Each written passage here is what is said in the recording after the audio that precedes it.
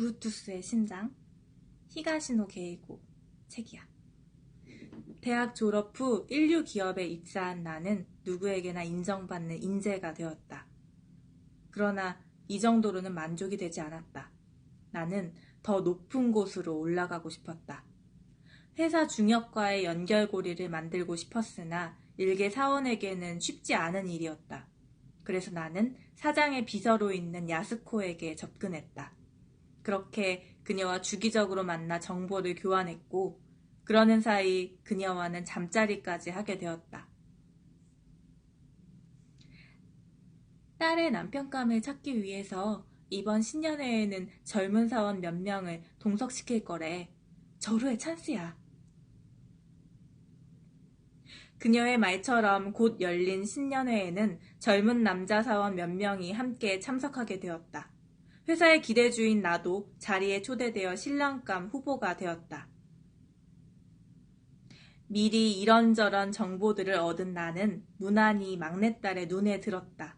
이후 막내딸과는 몇 번의 만남을 가졌다. 모든 것이 순조롭게 진행되고 있었다. 백하고가 브루투스 너마저도의 그 브루투스냐고 하는데 이거 제 책 제목이 브루투스의 심장이라고 했잖아. 이 브루투스가 얘가 로봇 개발자야. 로봇 그런 인공지능 이런 회사고 이 남자애가 그 신경을 써서 만드는 로봇이 있는데 그 로봇의 이름이 브루투스야. 그래가지고 나중에 이 브루투스랑 연결돼가지고 사건이 또 있거든? 그래서 그런 건데, 아무튼, 그러니까 블루투스 아니고, 그냥 로봇의 이름이 브루투스인 거야. 알겠지? 아무튼 여기까지 하고, 여기 부분을 다시 읽어줄게.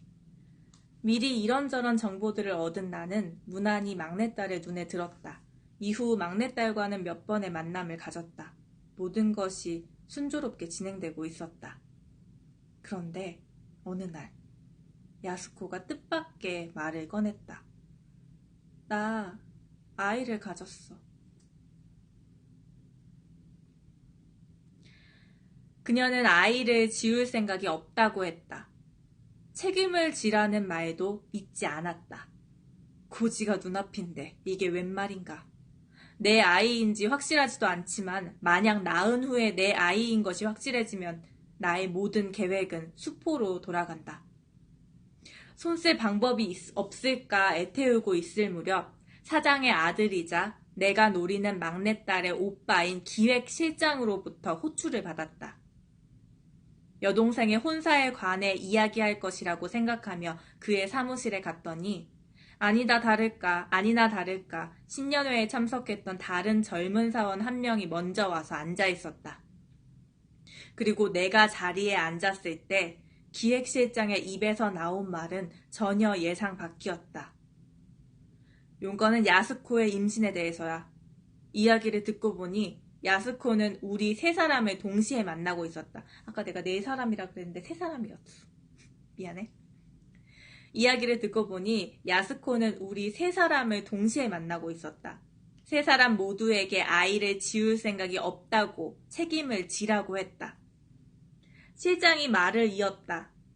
내가 조사한 바로는 우리 세 명이 전부야. 우리 셋 다 이 사실이 밝혀지면 곤란해질 텐데 합심해서 이 일을 해결하는 게 어때? 그는 자신의 계획을 들려주었다. 자, 우리 세 사람을 A, B, C라고 해보자. A는 오사카에서 야스코를 죽이는 거야. 그 시각에 B와 C는 각각 나고야와 도쿄에서 알리바이를 만들지. A는 야스코의 시체를 벤에 싣고 나고야로 가. 그곳에 벤을 놓고 신칸센을 타고 오사카로 돌아와. 나고야에 있던 B는 그 벤을 끌고 도쿄와 나고야 사이에서 C를 만나. 이때 C는 차를 끌고 오고 거기에서 야스코의 시체를 C의 차로 옮기는 거지.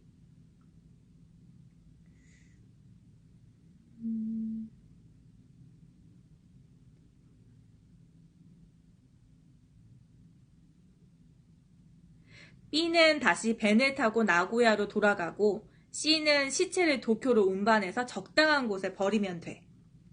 그럼 A는 알리바이가 없지 않습니까? 내가 물었다.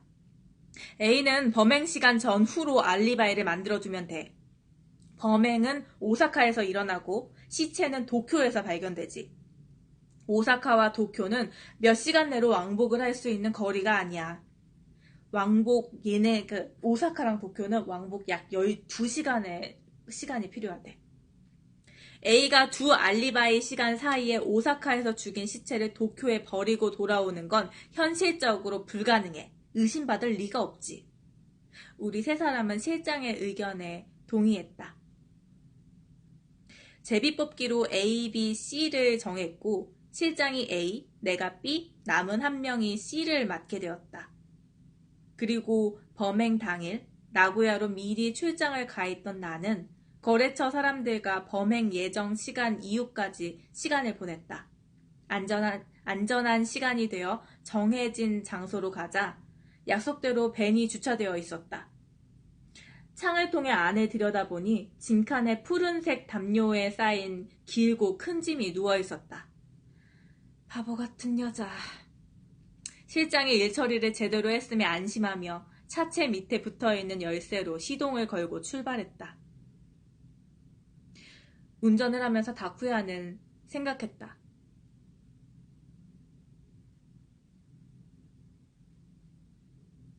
시각인식 로봇의 새로운 방식을 만들어냈을 때에는 국내 학회의 주목을 받은 데 이어 미국에서 열린 국제학회에서도 발표했다. 순풍에 돛을 단 격이었다. 최근에는 윗사람도 그를 주시하기 시작했는데 다쿠야는 그 역시 당연하다고 생각했다. 자기 덕분에 개발 이과가 승승장구하고 있으니 말이다. 그러나 그는 지금 상태에 만족하지 않았다. 현재 자신은 다른 사람보다 조금 뛰어난 근로자에 불과했다.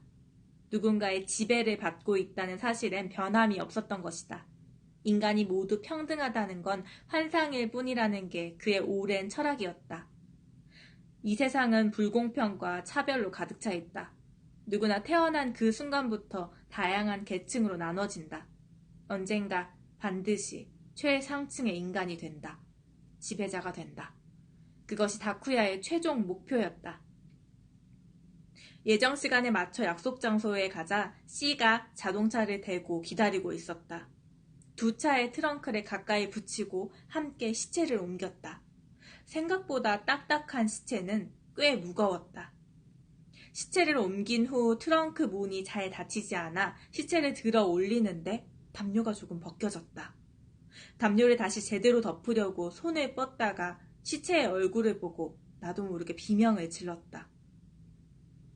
어째서 실장의 시체가 여기 있는 거지? 이렇게 만화가 끝나. 만화가 여기서 끝나. 그러니까 왜 실장의 시체가 여기 있는 거지? 하고 만화가 끝나가지고 궁금해서 책을 빌렸어. 내가 근데 이렇게 이 만화 정리하면서 밑에다가 막 글을 적어놨더라고.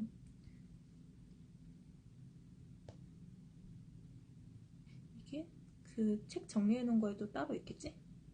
다니엘도 내구나. 이게 책을 그래서 궁금해서 다시 여기까지 그 만화로 읽고 궁금해서 책을 빌려오니까 책에서 다시 만화에 없던 첫 장면이라 그래야 되나? 이 첫 장면이랑 또 이렇게 이게 계속 소설이 연관이 되거든? 여기 부분을 그래서 읽어야 돼. 처음 부분이랑 다시 이렇게 하면서 이게 다시 돌아갈 거야. 에필로그야. 이 소설책을 딱 열면은 나오는 게 에필로그가 있는데 이 에필로그부터 읽어야 돼.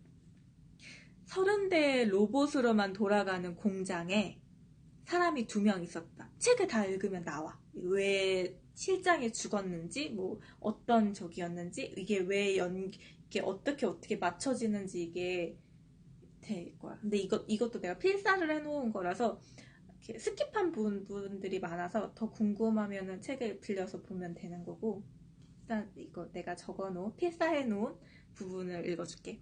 에필로그. 30대의 로봇으로만 돌아가는 공장에 사람이 2명 있었다. 다카시마 유지, 외 1인.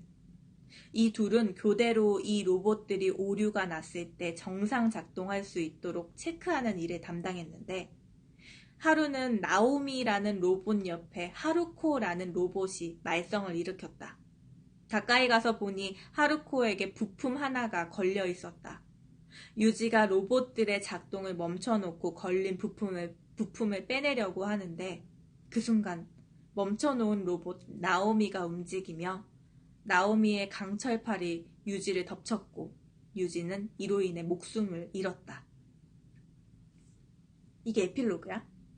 그래서 에필로그에서 어떤 남자가, 그러니까 원래 막 이게 그 에필로그에서 막 되게 막 이게가 공장인데 공장에 사람들이 없고 로봇들이 다 일을 하는 거야. 공장에서 무슨 부품 조립 같은 거를 이 로봇들이 다 이렇게 하는데 이 로봇이 제대로 그 부품 조립을 하고 있는지 감시하는 사람이 한 명이 필요한 거야. 그래서 이 사람 이 공장 어쨌든 이 감시하는 사람도 잠을 자야 될 거 아니야. 자동화 공장인 건데 감시하는 사람도 잠을 자야 되니까 이교대로 일을 하는데 이 일하는 시간에는 아무도 없고 그냥 그 사람 혼자서 이 로봇들의 이 일을 잘하고 있나 이렇게 그런 일을 하는데 이 사람 이제 그 에필로그 상의 주인공이 너무 무료하다. 나는 언제까지 이 생활을 해야 되지? 이렇게 아무도 없고 나 혼자 30대의 로봇으로만 돌아가는 공장에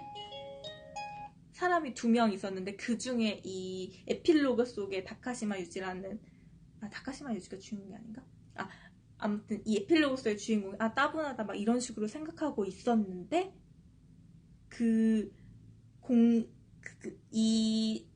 잠깐만 이게 누구지? 이 공장에선 2명이 일하고 있는데 한 명이 그런 생각을 하고 있었는데 다른 한 명이 이 로봇에 의해서 죽어. 이 로봇에 의해서 죽어. 이것까지만 다 해주고 갈게.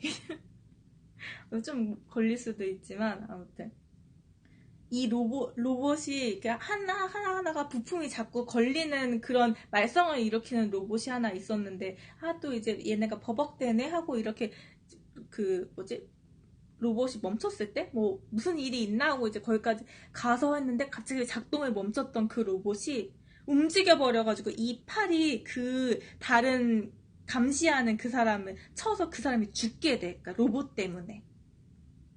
이런 살인사건이라고 그래야 되나? 그 로봇에 의해서 어떤 작업자가 죽어. 그래서 이게 에필로그에 나와. 단신 되게 고마워. 그리고 이제 본 소설이 이제 시작돼. 근데 이제 본 소설에서도 본 소설의 주인공 남자애도 이 로봇 계열 회사에서 일하는 사람인 거지.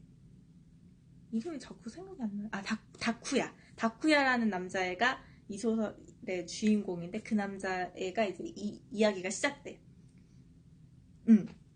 봐봐. 18페이지.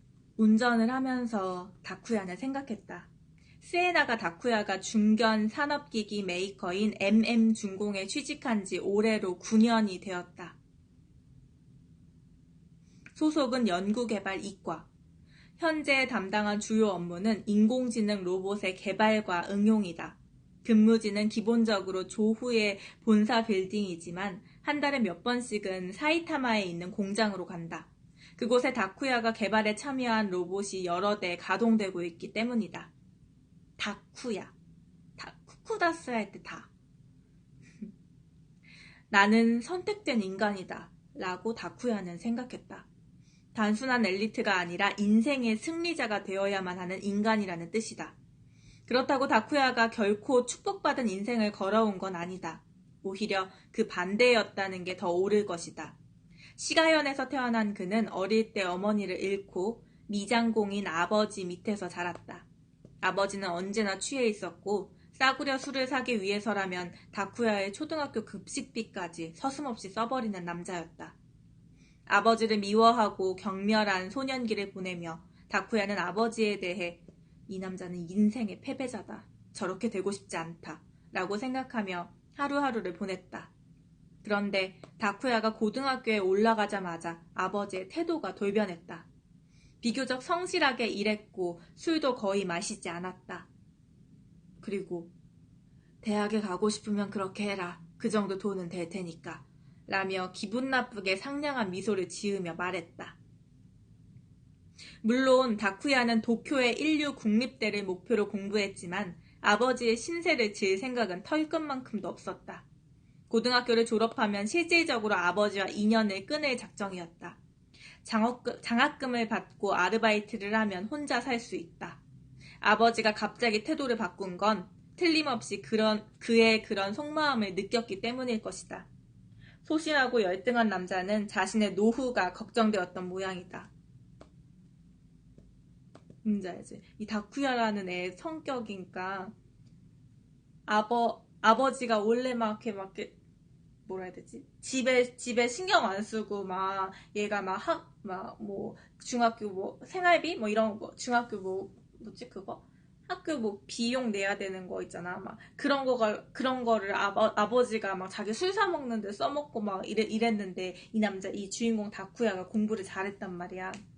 근데 얘가 이제 도쿄대를 가려고 뭐 이렇게 했는데 아버지가 갑자기 막 자기한테 신경도 안 쓰고 막 자기 돈으로 맨날 술 사 먹던 아버지가 너 도쿄대 가려고 그러지? 그러면은 도쿄대 가라. 내가 그 학비 마련해 줄게. 이렇게 아버지가 얘기를 하는데 이 주인공 남자애가 생각하는 거 이제 너 늙으니까 나한테 나 대학교 학비 대학교 등록금 내주고 너 노후 나보고 다 책임지라고? 싫어. 나 그냥 어차피 여태까지 너한테 아버지한테 어차피 당신 아버지 도움 난 안 받고 살았으니까 나는 그냥 내가 아르바이트해서 대학 등록금 벌어서 내가 내고 내가 그 등록금 내고 아버지 당신이랑은 연 끊을 거야. 내가 지금 이 고등학교만 졸업하면 이 집구석이랑 인연을 끊고 나는 도쿄대학교에 가서 엘리트로 내가 혼자 자수성가할 거야. 그때 돼서 내가 아버지 너 신경 안 쓸 거야. 여태까지 아버지가 나한테 해준 게 없잖아. 근데 지금 대학교 등록금 한 번 내준다고 해서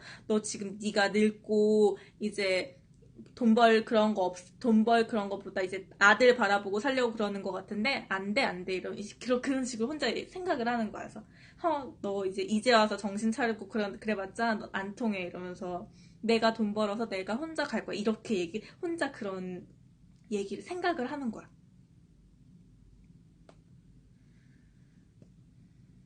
고등학교 3학년을 마친 봄, 다쿠야는 자신이 세운 계획대로 도쿄의 대학에 합격했고 등록금과 이사 비용을 모두 스스로 조달했다.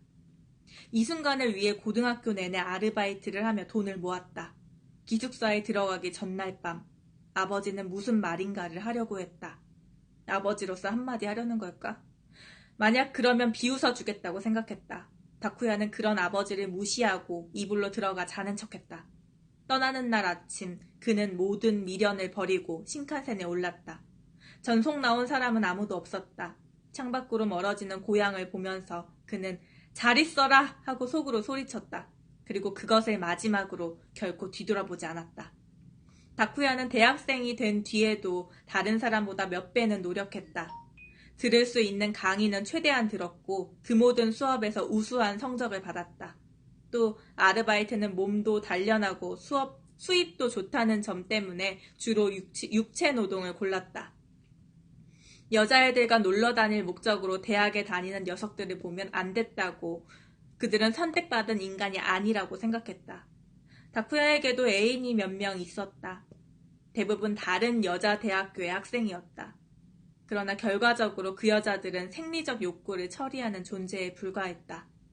그 여자들은 풍만한 가슴과 긴 다리를 가졌지만 다쿠야가 추구하는 요소는 하나도 갖고 있지 못했다.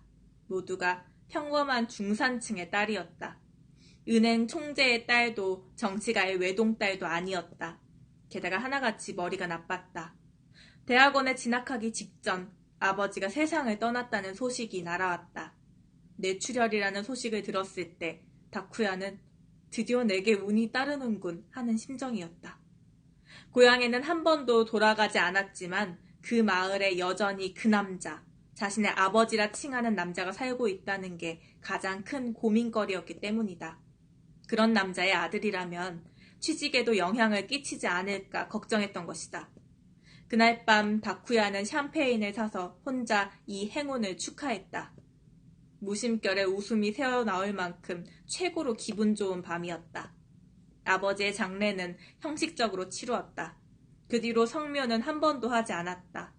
애초 스에나가 가라는 집안에 애착도 없었던지라 그 무덤이 어떻게 되든 상관없었다. 대학원에서 중공과의 공동 연구에 참여했다. 차세대 로봇 개발이 주제였다. 따라서 대학원을 졸업한 뒤에 취직도 중공을 희망하자 곧바로 결정되었다.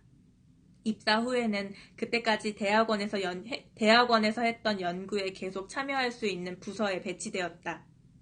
신입사원이라기보다 능력 있는 스텝으로 인정받은 것이다. 내겐 행운이 따른다. 드디어 행운의 여신이 내게 손을 내밀었다. 당시 그는 이렇게 생각했다. 회사는 처음부터 다쿠야에게 꽤 큰 기대를 걸었다. 그리고 그 역시 그 기대에 멋지게 부응했다. 1년에 한 번 열리는 연구 발표회에 이제까지 4번 참여했는데 그중 3번은 1위에 올랐다. 다녀도 되구먼. 23페이지. 시각인식 로봇의 새로운 방식을 만들어냈을 때에는 국내 학회의 주목을 받은 데 이어 미국에서 열린 국제학회에서도 발표했다. 순풍의 돛을 격이었다. 최근에는 윗사람도 그를 주시하기 시작했는데 다쿠야는 그 역시 당연하다고 생각했다. 자기 덕분에 개발 이과가 승승장구하고 있으니까 말이다. 그러나 그는 지금 상태에 만족하지 않았다. 현재 자신은 다른 사람보다 조금 뛰어난 근로자에 불과했다. 누군가의 지배를 받고 있다는 사실엔 변함이 없었던 것이다. 인간이 모두 평등하다는 건 환상일 뿐이라는 게 그의 오랜 철학이었다. 이 세상은 불공평과 차별로 가득 차 있다. 누구나 태어난 그 순간부터 다양한 계층으로 나누어진다. 언젠가 반드시 최상층의 인간이 된다. 지배자가 된다. 그것이 다쿠야의 최종 목표였다. 약간 다쿠야의 성격이 나오는 부분이야, 여기가. 59페이지. 이제 아까 그 만화에서 나왔던 그 내용들 있는 그 부분이야. 이제 아까 만화에서 다 읽어줬잖아. 그러다가 그 전무가 그 A, B, C 역할 나누는 그 부분을 좀 더 소설에서는 디테일하게 설명돼가지고 그 부분을 다시 읽어줄 거야. 그 막내딸? 그 사장 딸의 오빠가 나오키 전무거든? 그 나오키 전무가 이제 그 야스코를 임신시켰을 가능성이 있는 남자들을 모아놓고 야스코를 죽일 계획을 세우잖아. 그걸 이제 A, B, C 이렇게 해서 나오키 전무가 하는 말이야. 이 A, B, C가 우리야. 실행 당일 A는 오사카, B는 나고야, C는 도쿄에 있게 돼. 우선 A가 야스코를 죽여. 그게 저녁 6시 반. 그 전에 A는 6시까지의 알리바이를 완벽하게 만들어 놓는다. 나오키는 6시 30분 A가 야스코를 죽인다 라고 오사카라는 글자 옆에 썼다. 그 다음 A는 시체를 차에 싣고 나고야로 향한다. A는 나고야역 근처에 있는 어떤 지점, 일단 그곳을 X지점이라고 하지.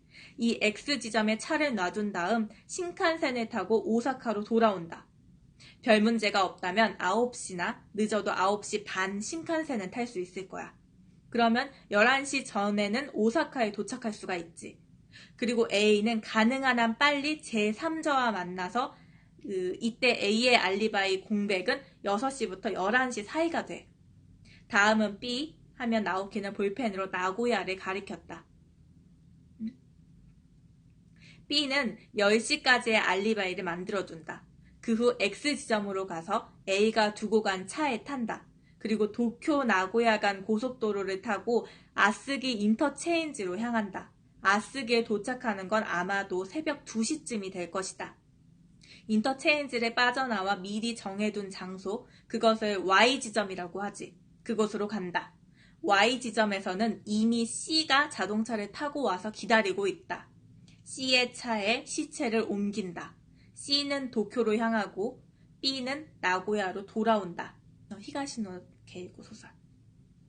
하시모토, 야스코를 임신시켰을지도 모르는 후보자들 중에 한 명의 이름이 하시모토야. 그러니까 그 나오키 전무 이런 계획을 다 세운 그 사장 아들 나오키 전무가 있고 이 소설의 주인공 다쿠야가 있고 그 하시모토라는 또 그 예비 사이에 올라온 남자 중에 한 명이자 야스코를 죽이는 이 살인 모의에 가담한 사람이 다른 한 사람의 이름이 하시모토거든. 하시모토가 얘기를 해. 하시모토. 그럼 B는 상당히 강행군이네요. 6시간 이상 운전을 해야 하니까요. 나오키 전무. B가 제일 편하지. 나오키가 곧바로 부정했다. 나오키. 운전 시간은 길지만 그뿐이지. 대신 A는 직접 손을 써서 사람을 죽여야 되고 C는 시체를 처리해야 하는 중요한 일이 남아있어. 다쿠야. 시체는 어디서 발견됩니까? 나오키 전무. 어디든 상관없이 어디든 빨리만 발견되면 돼. 그래야 사망 시간을 추정하기 쉽거든. 알리바이를 조작하는 이상 야스코가 살해되는 시각이 정확하면 정확할수록 좋다는 뜻이다. 하시모토. 자세히는 모르지만 사망 추정 시각이라는 게 보통 시간 폭이 있지 않나요? 이 경우라면 범행 시간은 오후 5시부터 8시 사이 정도로 밝혀질 겁니다. 즉 형사들은 5시부터 8시까지 어디에 있었습니까? 이렇게 물을 거라는 거죠. 나오키 전무. 그런 경우라도 B와 C는 당연히 대답을 할 수가 있지. 거짓말을 할 필요가 없으니까. 알리바이도 만들어 뒀고. 그렇다면 A는 뭐라고 얘기하죠? 6시까지는 알리바이가 있지만 그 다음 11시까지는 없잖아요. 다쿠야. A는 오사카에 있지. 시체가 발견되는 건 도쿄고 5시간 안에 도쿄로 가서 야스코를 죽이고 다시 오사카로 돌아오는 건 불가능해. 결국 세 사람 모두 알리바이가 있다는 거지. 물론 이건 A, B, C가 공모했다는 사실을 경찰이 모른다는 전제 아래 하는 말이지만 하지만 가장 큰 문제는 누가 A 역할을 하느냐는 겁니다. 누구든 직접 사람을 죽이는 살인자가 되고 싶지는 않을 테니까요. 그리고 한 가지 더 있습니다. A가 계획대로 살인을 저지른다고 해도 이후의 작업을 B와 C가 제대로 해주리란 보장이 없습니다. B와 C가 A에게 뒤집어 씌울 수도 있고요. 나중에 A가 체포된다 해도 A의 진술이 거짓이라고 주장하면 되니까요. 나오키 전무. 뒤에 두 사람을 믿을 수 없다는 말인가? 그럴 수도 있지. 그래서 이만큼 큰 일을 도모하려면 어떤 형태로든 서로를 묶어둘 필요가 있지. 나오키는 종이 한 장과 인주를 가져왔다. 나오키. 이렇게 하지. A로 결정된 사람은 이 종이에 우선 이렇게 적는다. 우리는 아마미야 야스코를 죽이기로 공모했다고 말이야. 그리고 그 글 가운데에 자기 손도장을 찍는다. B와 C로 결정된 사람은 그 양쪽에 서명하고 역시 손도장을 찍는다. 일종의 연판장이지. 이 종이는 A가 보관하기로 한다. 이로써 B와 C는 A를 배신할 수 없다. A, B, C는 나오키의 제안으로 트럼프 카드를 뽑아 숫자가 높은 순서대로 좋은 역을 하기로 한다. 그 결과 A는 나오키 전무, B는 다쿠야, C는 하시모토가 맡게 되었다. C 역할의 하시모토는 전무의 시체를 이렇게 해서 C는 하시모토가 맡게 되었어. 근데 이제 아까 아까 읽었던 그 만화에서 이렇게 하기로 하고 얘네가 이제 공모를 다 했잖아. 그러고 나서 만화가 끝난 시점이 이제 B가 C한테 그 시체를 인계할 때 그 담요가 살짝 벗겨졌는데 그게 전무였잖아. 그래서 뭐지? 하면서 아까 만화가 끝났거든? 근데 이제 아까 지금 여기까지는 그 공모하는 장면이었고, 이제 아까 그 만화에서 읽었던 거는 이제 공모 단계가 끝나고 진짜 실전으로 들어가서 이제 야스코를 죽였을 거라고 생각하고 얘네가 이제 그 릴레이를 했잖아. 시체를 싣고 릴레이를. 근데 그 C한테 이제 그 시체를 갖다 주려고 그 시체를 같이 둘이 옮기는데 보니까 야스코가 아니고 전무였던 거야. 근데 일단 그 C 역할의 하시모토가 그냥 그 시체를 처리하는 부분이 이제 나오는 거야. C 역할의 하시모토는 전무의 시체를 전무의 집 주차장에 전무차와 다른 사람의 차 사이에 눕혀놓았고 그날 아침 시체는 발견되었다. 하시모토는 또 연판장을 찾기 위해 장갑을 끼고 전무의 집에 들어가 싹 뒤졌으나 연판장은 나오지 않았다. 경찰이 범인을 잡기 위해 나오키 전무 주변을 조사하고 매일같이 회사에 찾아와 사람들을 탐문했다.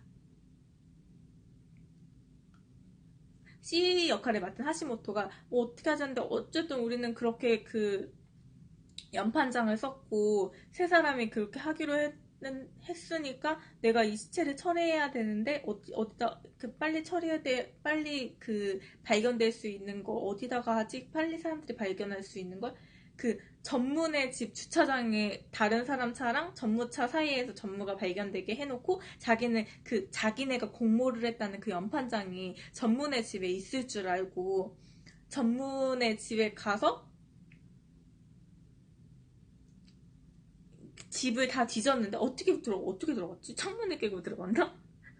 아무튼 이 장갑을 끼고 전무의 집에 들어가서 싹 뒤졌으나 이 하시모토는 그 연판장을 발견하지 못해. 그 전무랑 그 주인공 다쿠야랑 하시모토랑 같이 썼던 그 연판장이 얘네가 살인을 공모했다는 그걸 찾아야 되는데 아무리 뒤져도 안 나와. 그래서 일단 포기하고 다시 돌아가. 그래가지고 이제 이 전무 시체가 발견돼서 경찰들이 이제 이 전무가 왜 죽었는지 누가 죽였는지 이런 거를 조사 차원에서 맨날 이 회사를 들락날락거려. 그럼 사람들한테 막 이렇게 뭐 전무 뭐 어떤 뭐 누구 뭐 최근에 뭐 누구 싸운 사람은 없었냐, 뭐 어떤 일이 있었냐, 회사에서 무슨 일이 있었냐 막 이런 거 같은 거 막 다 조사하고 다녀. 그러다가 이제 98페이지 나카모리 유미에, 원래 설계부 소속이었던 그녀를 니시나 나오키 전무가 1년 전 갑자기 개발 계획실로 불러들였다. 그 바람에 사내에선 나오키 전무가 유미에를 마음에 들어해서 빼내왔다는 소문이 파다하게 퍼졌다. 물론 그건 단순한 소문에 지나지 않았다. 최근 1년간 그가 그런 태도를 보인 적은 한 번도 없었다. 식사를 같이 하자는 제안을 한 적도 없었다. 업무 도중 농담 섞인 대화를 나누는 게 전부였다. 조금만 생각해도 나오키 같은 사람이 지방 출신에다 특별히 예쁘지도 않은 꼬마 아가씨를 상대할 이유가 없다는 건 불을 보듯 뻔했다. 유미의 자신도 그를 남자로 의식하지 못했다. 처지가 너무 달랐고 또 나이도 너무 많았다. 무엇보다 나오키는 남자로서 왠지 늘 다가가기 어려운 분위기를 풍겼다. 빈틈이 없다고 해야 할까? 누구에게나 자신의 진심을 꽁꽁 감추고 있는 것 같았다. 유미에는 생각했다. 그가 문득문득 보여준 다정함에 끌린 건 사실이다. 그 다정함은 도대체 무엇이었을까? 갑자기 이 나카모리 유미에라는 이 전무가 죽었잖아. 전무 비서는 아니고 이 나카모리 유미에라는 여자가 원래 이 회사에서 근무를 하고 있었는데 어느 날 이 전무가 이 나카모리 유미에를 자기 부서로 불러들여. 그래가지고 이제 사람들이 왜 전무가 나카모리 유미에를 콕 집어가지고 자기 그 부서로 왔을까? 혹시 전무가 나카모리 유미에를 좋아하나? 막 이런 소문들이 이 회사에 돌았대.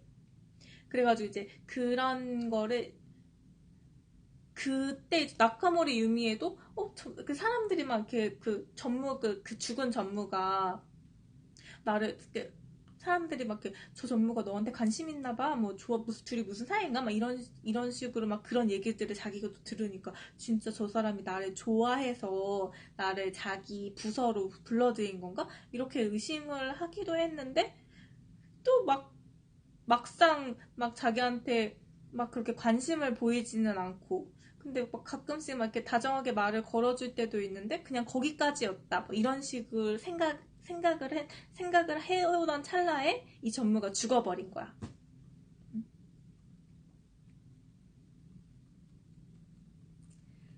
근데 이제 이 전무가 죽었잖아. 그래서 이 경찰이 이 나카모리 유미에도 같은 부서 사람이니까 이 유미에한테 막 경찰이 와서 막 물어봐. 그 전무는 뭐 어땠냐, 어쨌냐. 근데 이 나카모리 유미에가 경찰한테 어떤 정보를 줘. 나카모리 유미에가 경찰한테 준 정보는 얼마 전에 나오키 전무의 오사카 출장할 때 호텔을 제가 예약을 해드렸는데 회사 일을 보는 곳 가까이에 호텔을 예약하려고 하니까 그곳 말고 좀 더 떨어진 다른 호텔을 예약해달라고 했다고 말을 해.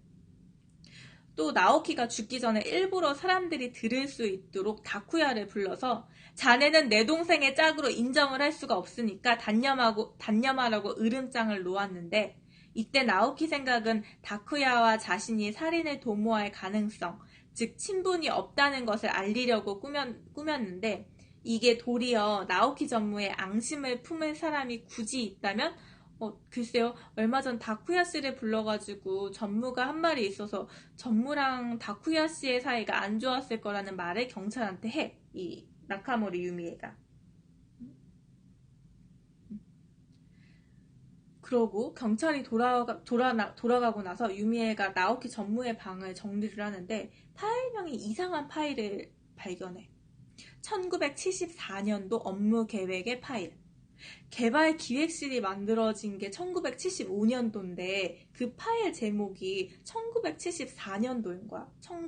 이 전무가 맡은 이 개발 기획실은 1975년에 나온 개발 기획실인데 어떤 파일명이 1974년도 업무 계획 뭐 보고서 파일 뭐 이런 식으로 돼 있는 거야. 그래서 뭐지? 이상하다? 이렇게 생각을 해. 다니해도 돼, 고마워. 그래서 뭔가 되게 이상하네? 이렇게 생각을 하고 그 파일을 봐. 이 유미에라는 애가. 유미에가 그 파일을 보았는데 오래된 파일임에도 누런색의 종이가 단 한 장도 없었어. 그러니까 1974년도 업무계획 파일인데 지금은 이제 이 책이 써진 것도 2010년 되잖아. 15년도 뭐 이런 식으로 됐을 거 아니야. 이 책이 써진 지가.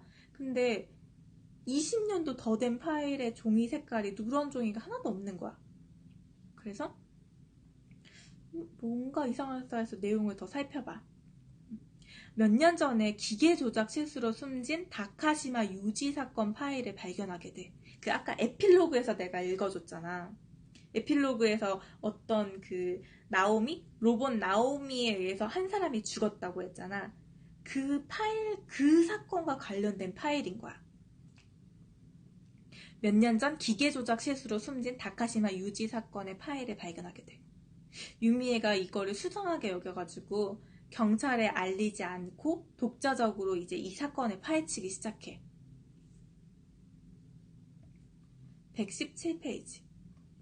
경찰이 니시나 호시키, 그러니까 니시나 나오키의 여동생을 통해 알게 된 정보는 또 다른 정보야. 그러니까 그 막내딸? 원래 다쿠야가 결혼하려고 목표로 잡은 그 여자, 그 사장딸인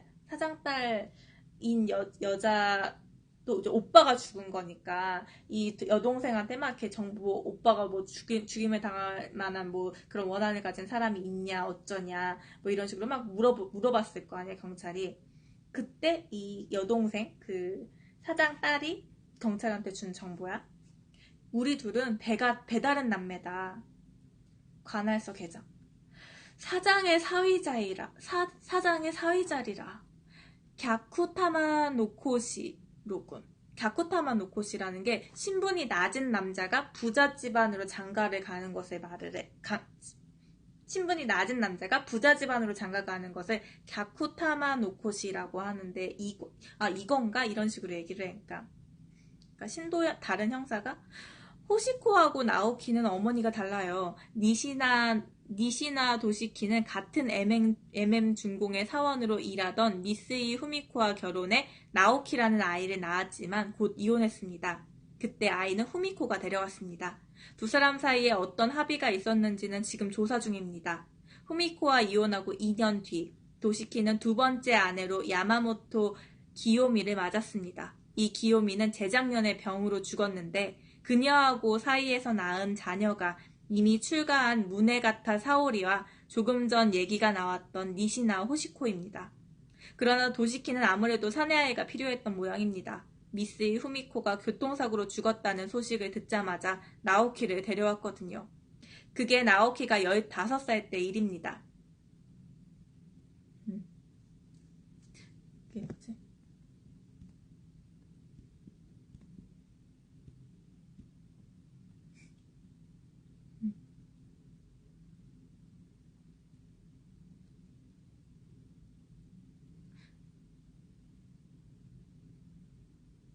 어디까지 읽었지? 도시키는 두 번째 아내로 야마모토 기요미를 맞았. 내가 이거 여기까지만 다 읽어줘. 다시 정리해줄게. 되게 헷갈리지 뭔가. 도시키는 두 번째 아내로 야마모토 기요미를 맞았습니다. 이 기요미는 재작년에 병으로 죽었는데 그녀하고 사이에서 낳은 자녀가 이미 출가한 무네가타 사오리와 조금 전 얘기가 나왔던 니시나 호시코입니다. 그러나 도시키는 아무래도 사내아이가 읽었던 데다. 이 나오키 전무가 그 막내딸이랑 배다른 남매라고 그랬잖아. 그래서 이 나오키가 뭐였지? 이 사장이 원래 사장 본처 딸이 그 막내딸이라고 치면 이 나오키 전무는 원래 그 첩이라고 그래야 되나? 그냥 바람 펴서 낳은 뭐 아들인 건가? 뭐 그런 원래 아이가 나왔다 뭐 이랬던 거를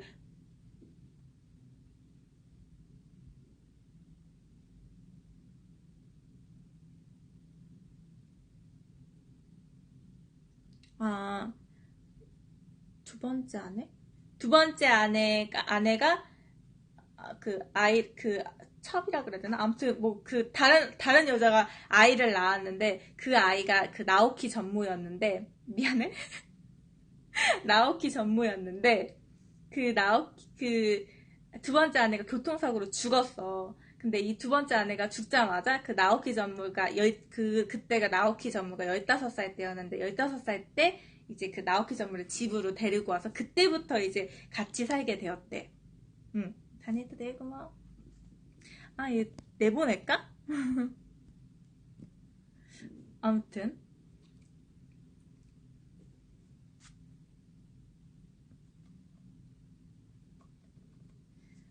그때가 나오키 전무가 15살 때의 일이었대. 그리고 다른 형사가 이제 얘기를 해. 역시 니시나 가문의 후계자는 아들이어야 한다 이거군. 다니구치 형사. 아들한테 뒤를 물려주고 사위로 하여금 그를 보좌하도록 한다는 게 니시나 도시키 사장의 구상이었겠지. 나오키가 여동생의 남편감은 자신이 결정한다고 말한 것 역시 그런 배경이 있었기 때문일 거야. 호시코는 어떻게 생각했으려나? 요즘 아가씨가 그런 낡은 사고방식을 받아들이기 힘들었을 텐데. 스에나가가 우리에게 말할 땐 호시코는 시간 때우기 친구로 사익감 후보라는 의식은 없던 듯 말했지만 만약 스에나가 다쿠야가 야망이 있었다면 나오키 전무는 상당히 큰 장애물이 됐을 거야. 스에나가의 알리바이는 어때? 스에나가가 그 주인공 스에나가 다쿠야. 네, 이 다쿠야한테도 막 경찰이 왔을 때 다쿠야는 사실 원래 그 막내딸이랑 결혼이 누구보다 하고 싶었잖아. 근데 그런 야망이 없던 것처럼 경찰한테는 얘기를 하거든. 그리고 아까 이렇게 말을 읽어줬는데 놓쳤을 수도 있는데 뭐지? 그 나오키 전무의 비서가 된 아까 유미에라는 여자 있잖아. 다른 부서에서 일하다가 갑자기 그 전무가 자기 밑에서 일하라고 해서 불러들인 그 여자. 그 여자가 원래 이 전무가 이 주인공 다쿠야랑 하시모토라는 그 ABC 살인 공모자들이랑 그 살인을 공모해서 걔네끼리 이제 막 이렇게 뭐 그런 일들을 꾸밀 때 이제 그 사람을 죽이려고 그랬잖아. 다른 사람들이 이 셋이 잘 몰려다녀서 이 세 사람이 사이가 좋았어요. 뭐 약간 뭐 이런 식으로 혹시 소문이 나면 안 되니까 일부러 그 유미에나 다른 사람이 들을 수 있게 그 전무실 문을 열어놓고 다쿠야한테 뭐라고 막 그러는 게 있어. 아버지가 그 예비 사위로 다쿠야를 찍고 그 하시모토를 찍고 막 이랬잖아. 그 자기 딸 그 사위는 우리 회사에서 뽑는다 이런 식으로 얘기를 하고. 근데 일부러 이제 얘네는 이제 그 야스코라는 그 비서를 죽여야 되니까 야스코를 제대로 죽일 줄 알고 사람들한테 보여줄 때 우리는 전혀 말을 섞는 사이가 아니다. 우리는 이런 살인을 공모할 만한 그런 사이가 아니라는 걸 보여주고 일부러 다쿠야한테 막 뭐라고 그러는 게 있어. 나는 자네 그 우리 막내딸 그 아버지가 뭐 인정을 해도 나는 인정을 할 수가 없어. 막 이러면서 막 화를 내는 게 있었는데 그게 지금 전무가 죽어버린 상황에서 그걸 들었던 사람들이 경찰한테 말할 때 얼마 전에 전무님이 다쿠야 씨한테 그런 말을 한 적이 있다. 그래서 그 사람들이 그렇게 얘기를 해가지고, 그 사람들, 혹시 그러면 다쿠야가 전무한테 그 앙심을 품고, 혹시 그 막내딸이랑 결혼을 해야 되는데, 전무가 나는 내 여동생이랑 너랑 결혼하는 걸 인정할 수가 없다고 그래서 혹시 그런 건 아닐까요? 약간 뭐 이런 뉘앙스로 얘기를 사람들이 이제 그 다른 직원들이 그렇게 얘기를 해버린 게 있었어. 음.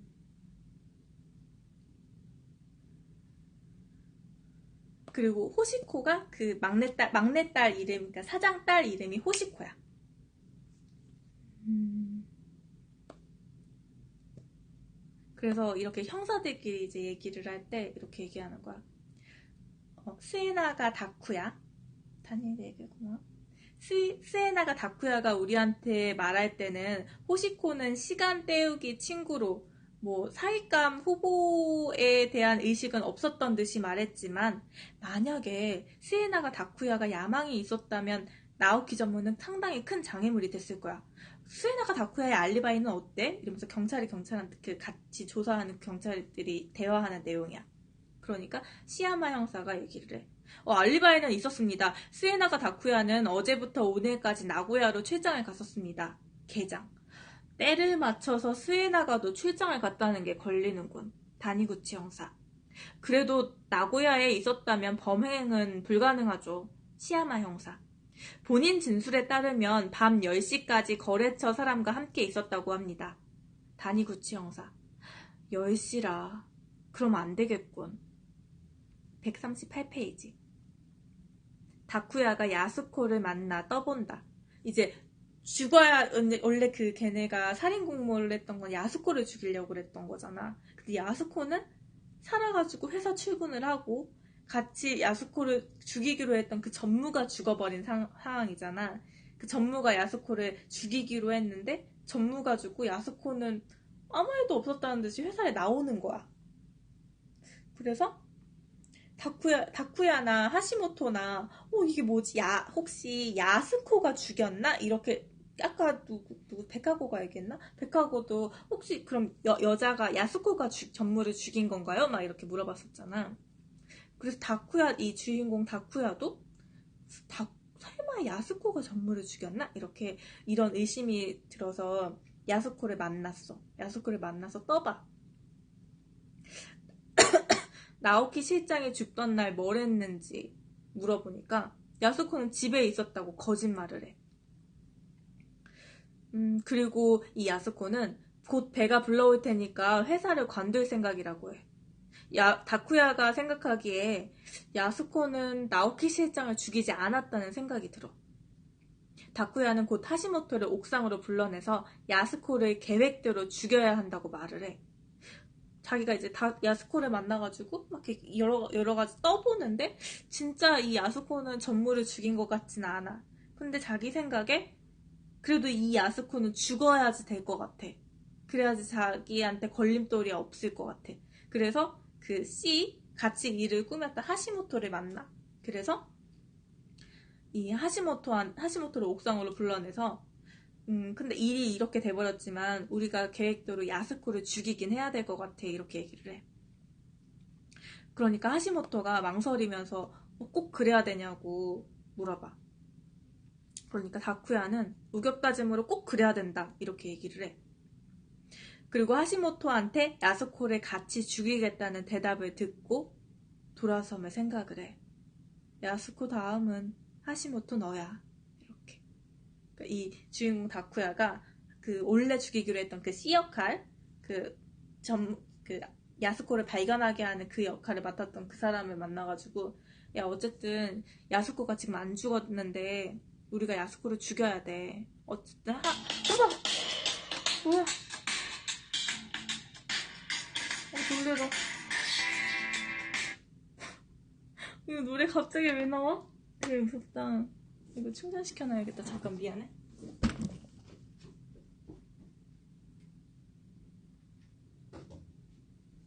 갑자기 되게 뜬금없이 노래가 나왔어.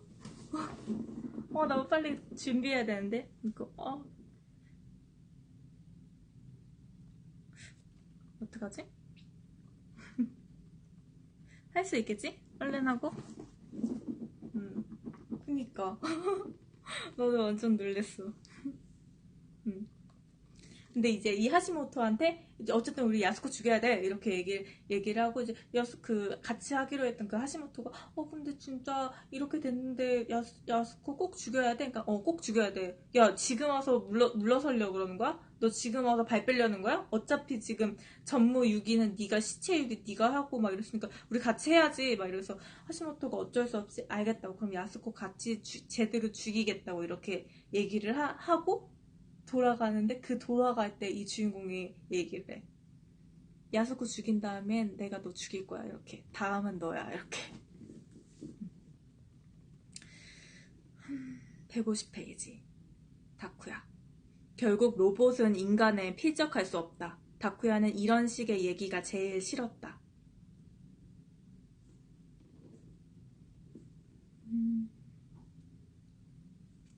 그런 식으로 말하는 인간일수록 능력도 없기 마련이라 더 불쾌했다. 인간이 도대체 뭘 할 수 있단 말인가? 아무것도 할 수 없다. 거짓말을 하고 게으름을 부리고 겁을 먹고 질투나 할 뿐이다. 뭔가를 이루려는 사람이 이 세상에 몇이나 되겠는가? 대체로 인간은 누군가의 지시에 따라 살 뿐이다. 지시가 없으면 불안해서 아무것도 못한다. 프로그램에 따라 하는 일이라면 로봇이 훨씬 우수하다. 게다가 저 녀석들은 절대 배신하지 않아. 늘어선 로봇을 등지고 다쿠야는 마음속으로 말했다. 이것이 그가 로봇을 연구하는 가장 큰 이유였다. 자신을 포함해 인간은 반드시 배신한다. 그런데도 기대를 하니 실망도 큰 법이다. 로봇은 배신하지 않아. 기대 이상인 경우도 없지만 프로그램에 대해 늘 충실하다. 로봇이 오작동을 일으킬 때 그 원인은 반드시 프로그램을 설계한 인간에게 있다. 다쿠야는 브루투스 쪽으로 다가가 그 금속 몸체를 만졌다. 그가 이 세상에서 유일하게 마음을 열 수 있는 존재였다. 이러고 있으면 시간 가는 줄도 몰랐다. 다쿠야는 웃음을 흘렸다. 편안한 마음에서 오는 이유 없는 웃음이었다. 사람들이 말하는 육친의 느낌이 이런 걸까? 그는 자신이 경험하지 못한 세상을 상상해보았다. 12시 25분이야. 미안해. 다 못할 것 같아. 미안한데 잠깐만. 나 공항 가야 돼.